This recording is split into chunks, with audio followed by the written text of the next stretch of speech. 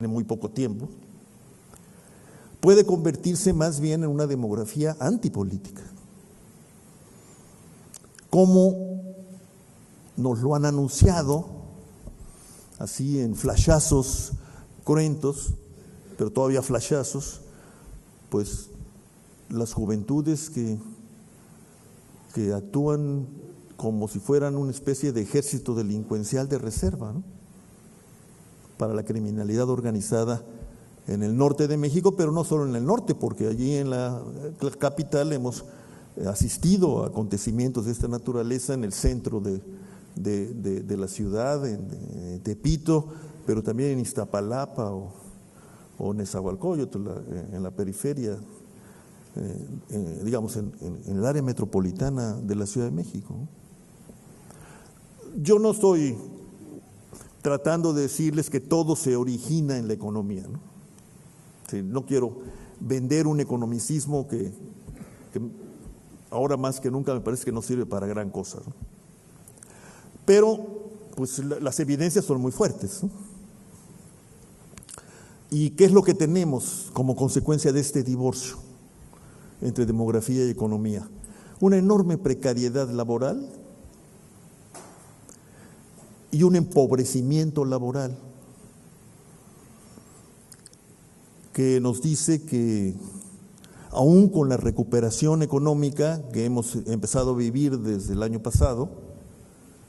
la mayor parte de los empleos que se han creado son empleos que no pasan de los 3 salarios mínimos, y la mayor parte de los empleos que se destruyeron y no se han creado son los empleos de 5 salarios mínimos en adelante. Y sobre todo tenemos esta informalidad que de ser laboral, es decir, de ser simple resultado de una descripción jurídica, en México es informal todo aquel que no tiene acceso al seguro social. Se convierte en algo más que una figura jurídica para convertirse en una realidad que inunda al conjunto de la vida de los mexicanos y que al fundirse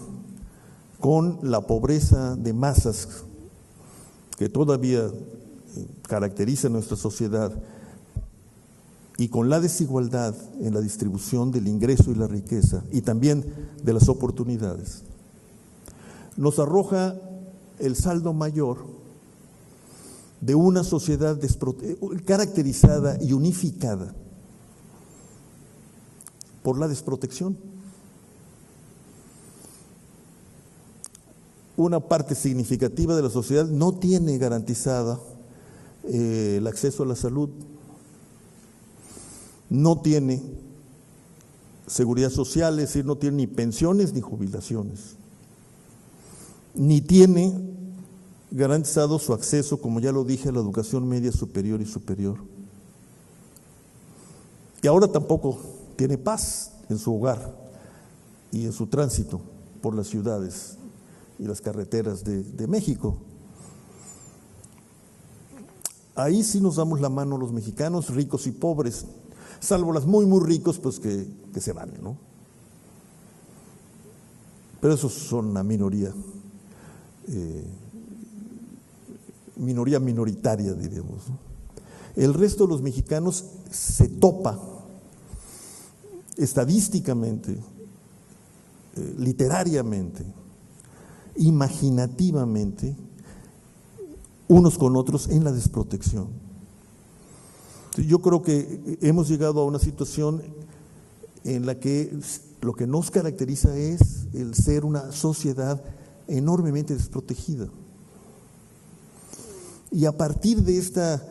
constatación, de esta evidencia y de esta sensación, de esta, como se dice ahora, de esta percepción de desprotección e inseguridad, se generan los otros fenómenos de la mala convivencia entre nosotros. Y se impone uno de los olvidos mayores en que puede incurrir cualquier sociedad moderna, yo diría cualquier colectividad humana en el curso de su historia, pero cualquier sociedad moderna, para quedarnos en este periodo histórico, y es perder el sentido de la interdependencia. Es decir, no darnos cuenta de que ahora, quizás más que nunca, en la historia de la humanidad, estamos todos en el mismo barco.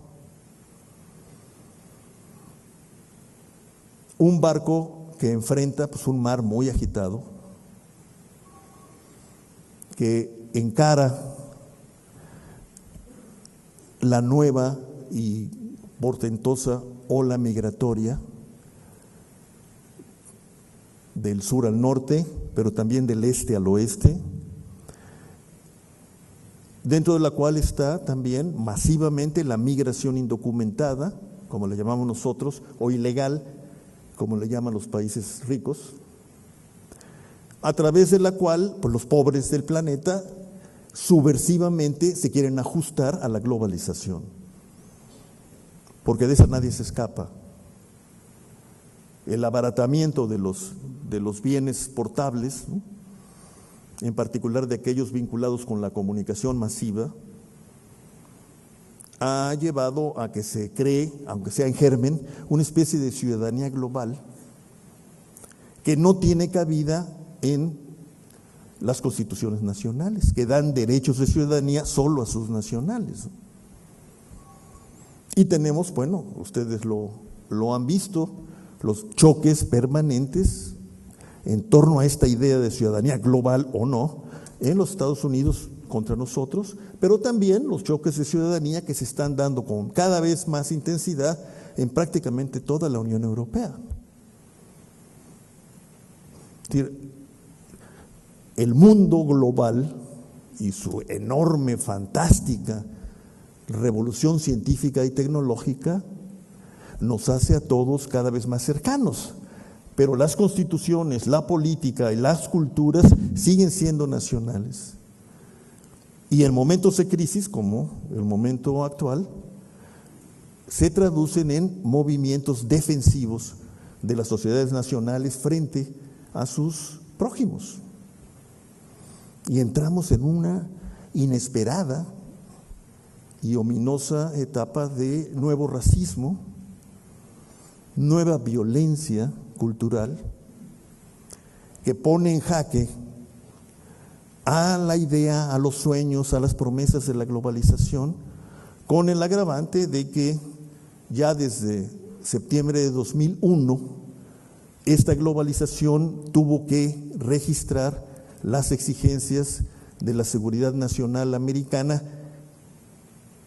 que sus gobernantes entendieron como seguridad internacional, a la que nos someten a todos o a casi todos los días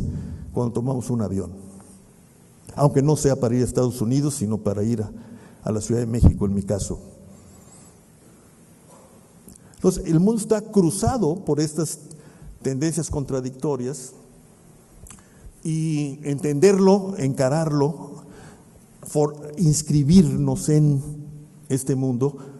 pues reclama, aunque suena paradójico, mucha fortaleza nacional. O sea, para ser globales hay que ser muy fuertes nacionalmente. Y para hacerlo, lo primero que tenemos que hacer, ahora sí, en el caso de México, es enfrentar la desprotección rampante que nos caracteriza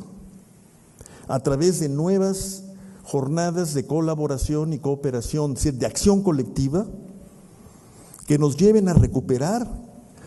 yo diría más que recuperar, reconstruir el Estado como gran edificio del interés general y reconquistar el futuro a través de una reivindicación de la idea del desarrollo económico y de la solidaridad social como valores modernos y contemporáneos. Y por eso es que yo le puse a mi comunicación, que ustedes leerán, sobre la que he pasado muy por encima, recuperar lo social como estrategia rectora frente a la globalización. Yo creo que eso es lo que nos puede volver a unificar y nos puede llevar a descubrir nuevas maneras de cooperar, diferentes a aquellas que se nos impusieron, se nos imponían en la época autoritaria. Ustedes recordarán a un célebre chino que hace unos años fue descubierto con $200 millones encima de su mesa, Chen Ligong, que pasó a la historia porque dijo que ese dinero era para la campaña política y que el actual secretario del Trabajo le había dicho que tenía que guardar ese dinero bajo el lema de cooperas o cuello, ¿no? Bueno, realmente eso de cooperas o cuello funcionaba en el pasado, ¿no? Si uno no cooperaba, salía, por lo menos. En el mejor de los casos, salía de la jugada, salía del sistema económico o político. Ahora ya no hay eso, y esperemos que no vuelva, por defectos de la política, a caerse en un régimen autoritario. Pero entonces, eso no quiere decir que la cooperación no sea necesaria, ¿no? La cooperación entre los grupos, sectores sociales, clases incluso, es una condición para un crecimiento económico moderno y sostenido. Es una condición para una redistribución social efectiva que le dé legitimidad al Estado y que recree los lazos de cohesión y de solidaridad que nuestra sociedad ha estado perdiendo. Me temo que aceleradamente en los últimos tiempos. Y esas, me parece, son, por un lado, los parámetros y por otro, las variables que debemos incorporar en la nueva matriz que podríamos llamar otro proyecto nacional. Hace muchos años, no hago la cuenta, pero ha de haber sido en 1847 o 48, frente a la gran herida histórica que significó la derrota en la guerra americana y la pérdida del territorio nacional, un gran liberal de aquella época, un liberal moderado, por cierto, don Mariano Otero, formuló la idea de que lo que necesitaba México para que no le volviera a ocurrir eso que él vivió era un acuerdo en lo fundamental. Y a su manera y a través de eventos, de acontecimientos muy trágicos y sangrientos, una nueva guerra de invasión, una guerra civil muy sangrienta, los grandes liberales que siguieron a Otero y a su generación, encabezados por Juárez, por don Benito Juárez, y de alguna manera, repito, hicieron ese acuerdo en lo fundamental. Y de ahí derivó la consumación del sueño liberal, no de la mejor manera, pero sí la consumación de un Estado nacional propiamente dicho, con un mercado nacional, con una economía que se tuvo que hacer o se hizo por la vía del autoritarismo, en ese caso dictatorial, del general Díaz. Y el país conoció su primera fase de modernización económica, crecimiento sostenido, que se caracterizó por ser también muy injusta, muy desigual y muy excluyente. Y de ahí